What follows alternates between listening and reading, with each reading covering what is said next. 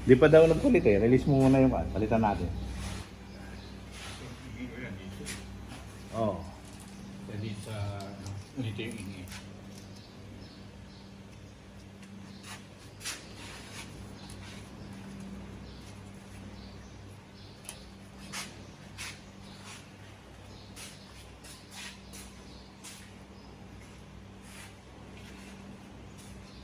Ito na dito ihigil. May bearing.